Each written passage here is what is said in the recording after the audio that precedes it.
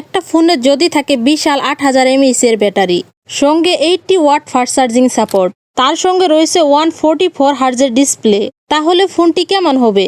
আজকে আমরা কথা বলবো Realme P4s 5G এই ফোনটি নিয়ে। এই ফোনে শুধু বড় ব্যাটারিই নয়, পারফরমেন্সের জন্য রয়েছে Dimensity শক্তিশালী চিপসেট। কিন্তু প্রশ্ন হচ্ছে, এই ফোনটি কি সত্যি এতটাও ভালো? এর ক্যামেরা কতটা ভালো বা গেমিং পারফরমেন্স কেমন? ব্যাটারি বা কতক্ষণ ব্যাকআপ দেবে? এবং সবচেয়ে গুরুত্বপূর্ণ হলো দেশের মার্কেটে ফোনটার প্রাইস কত হতে পারে। আজকের এই ভিডিওতে Realme P4s এর পুরো স্পেসিফিকেশন, ফিচার, পারফরমেন্স, সম্ভবত দাম এবং ফোনটির ভালো মন্দ সবকিছু বিস্তারিতভাবে জানতে পারবেন। তাই ভিডিওটি শেষ পর্যন্ত দেখুন। আর চলুন শুরু করি Realme P4s 5G এর সম্পূর্ণ রিভিউ। আর প্রতিনিয়ত এরকম নতুন নতুন ফোনের রিভিউ ভিডিও পেতে আমাদের চ্যানেলটা সাবস্ক্রাইব করে রাখতে পারেন। প্রথমেই কথা বলা যাক ফোনটার ডিজাইন নিয়ে। ফোনটার ডিজাইনটা একদমই ইউনিক করা হয়েছে, বিশেষ করে এর ব্যাকসাইড ডিজাইনটা। ব্যাকসাইডে রয়েছে 3টা ক্যামেরা এবং তার পাশে রয়েছে LED ফ্ল্যাশ লাইট। আমার কাছে ফোনটার ডিজাইনটা পার্সোনালি খুবই ভালো লেগেছে।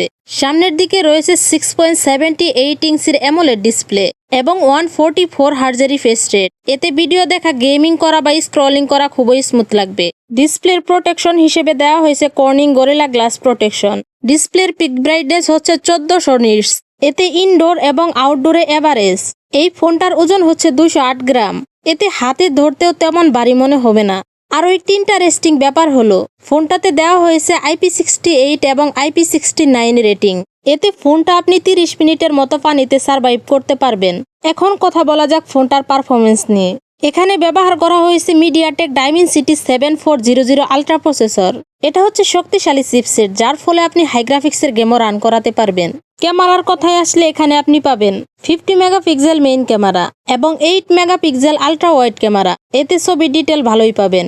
সেলফি ক্যামেরায় থাকছে 16 মেগাপিক্সেল সেলফি ক্যামেরা। সেলফি ক্যামেরাটা আমার কাছে কমতি মনে হয়েছে। এখানে যদি 32 মেগাপিক্সেল সেলফি ক্যামেরাটা থাকতো তাহলে আরো বেশি ভালো হতো। তবে এই ক্যামেরা দিয়ে আপনি মোটামুটি এভারেজ সেলফিগুলো উঠাতে পারবেন, একদম যে খারাপ হবে তেমন না। যাই হোক, এখন আসা যাক ফোনটার ব্যাটারি নিয়ে। এই ফোনটার সবচেয়ে বড় আকর্ষণ হচ্ছে এর ব্যাটারি। এখানে দেওয়া হয়েছে 8000 mAh এর বিশাল ব্যাটারি। সত্যি এটা কিন্তু অবিশ্বাস্য একটা কারবার। এত বড় ব্যাটারি থাকা মানে 2 থেকে 3 দিন অনায়াসে ব্যাকআপ পেয়ে যাবেন। আর ফোনটা চার্জ করার জন্য দেওয়া হয়েছে 80 ওয়াট ফাস্ট চার্জিং সাপোর্ট। খুবই অল্প সময়ের মধ্যেই ফোনটা ফুল চার্জ হয়ে যাবে। র্যাম এবং স্টোরেজে থাকছে 8GB র্যাম এবং 256GB স্টোরেজ।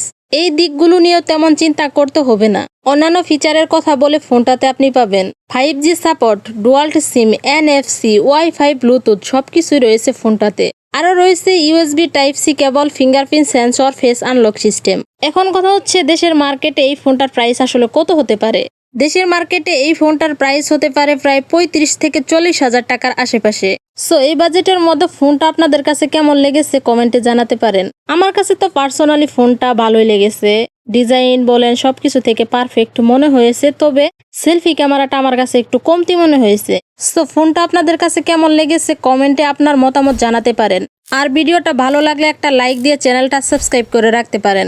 সো দেখা হচ্ছে নেক্সট আরেকটি ভিডিওতে। ততক্ষণে সকলে ভালো থাকবেন, সুস্থ থাকবেন। আল্লাহ হাফেজ।